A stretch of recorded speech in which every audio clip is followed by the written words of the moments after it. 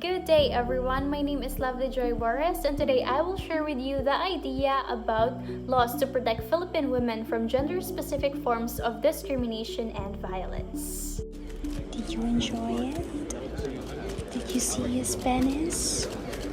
Can you estimate the length of it? Did you voluntarily spread your legs? You swear before God? God will be mad at you if you lie. Imagine asking these questions to a 12-year-old child. These are actual, documented questions asked of child rape victims during court hearings. Those 12 and above are seen as old enough to give sexual consent to an adult and undergo the trauma of testifying in court how they were raped. Child rape cases are reported every day. The Philippines has the lowest age to determine statutory rape in Asia. At 18, you can vote, get married, and sign a contract. At 17, you can drive. At 15, you can be criminally liable. At 12, an adult can have sex with you and claim it was consensual. Boys and girls are not given equal protection, even if they both suffer from trauma. Penalty is lower if rape victim is a boy. We need to raise the age to determine statutory rape. It prevents adult perpetrators from having sex with the children. It equalizes protection for boys and girls. For statutory rape, the child only needs to prove two things. First, his or her age and the sexual act happened. Raise the age to determine statutory rape. Sign the petition. Reach out to UNICEF Philippines and Child Rights Network. If you are a raped victim, don't be afraid because there is a law that will help you. This is the Anti-Rape Act or the Senate Bill number 1252. This bill aims to amend and modernize current anti-rape laws. It seeks to classify the use of video recordings during the commission of the rape as an aggravating circumstance. Gender-based violence or GBV is one of the most commonly and widespread human rights violations. GBV is violence directed against someone on the basis of their gender or sex, which results in physical, sexual, or psychological harm. These acts violate an individual's human rights. GBV is most commonly perpetrated by men against women, girls, and other vulnerable people. However, men can also be victims of gender violence. Who are the perpetrators? Non-partner violence is a violence inflicted by someone you do not know well, like strangers, acquaintances, or colleagues. However, violence is in general perpetrated by someone you are close to. This is known as interpersonal violence, which is perpetrated by either a friend or a family member.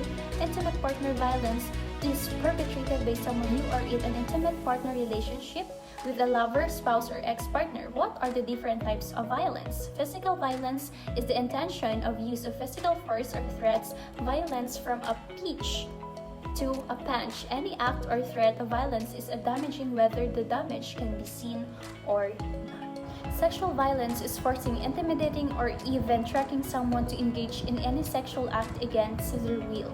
Any sexual act with someone who is unable to understand what they're doing or wasn't able to consent because of their age and illness, disability, or the influence of alcohol or other drugs is sexual violence. Forcing a lover or spouse to engage in sexual act is a form of sexual violence, either called marital rape or intimate partner rape. Sexual harassment is also a form of sexual violence that can either be verbal or physical. It occurs in private and public spaces such as schools, workplace, in streets, and on public transport. Economic violence involves denying people access to their money, economic activity, or other basic needs by either controlling their finances or stopping them from achieving financial independence. All these forms of violence may lead to emotional and physical trauma.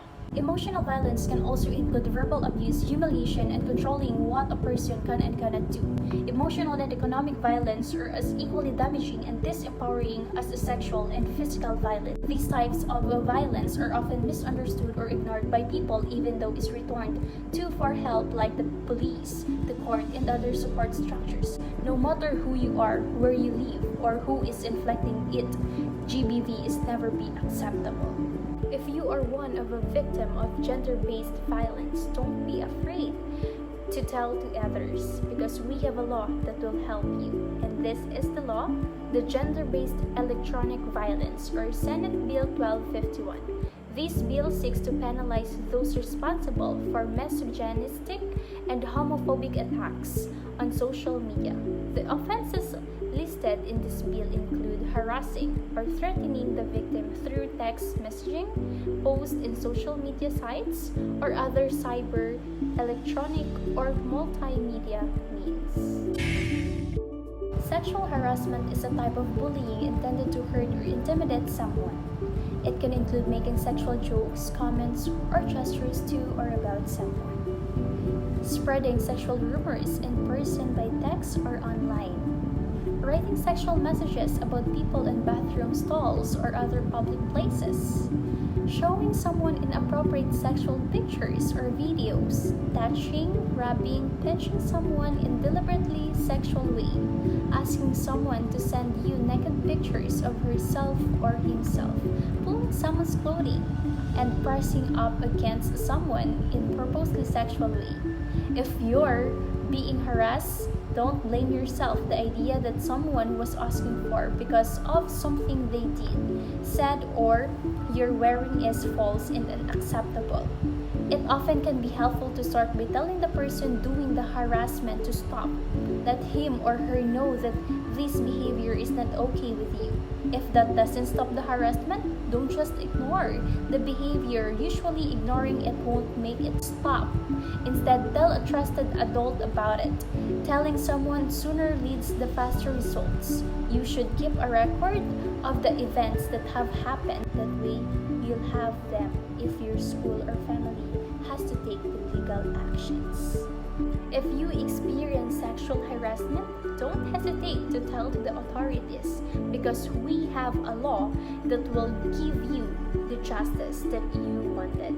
And this law is the Anti-Sexual Harassment Bill, or the Senate Bill number 1250. This bill seeks to amend current legislation with the inclusion of sexual harassment between peers and those committed to a superior officer by a subordinate, or to a teacher by a student, or to a trainer by a trainee. It's time to interrupt and end the culture of rape and male sexual violence.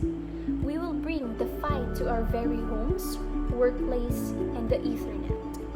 We will give no quarter to misogyny and sexism. We will not allow the gross and blatant disrespect, sexual assault, and objectification of our women and children to continue to take safe refuge in our communities. Thank you.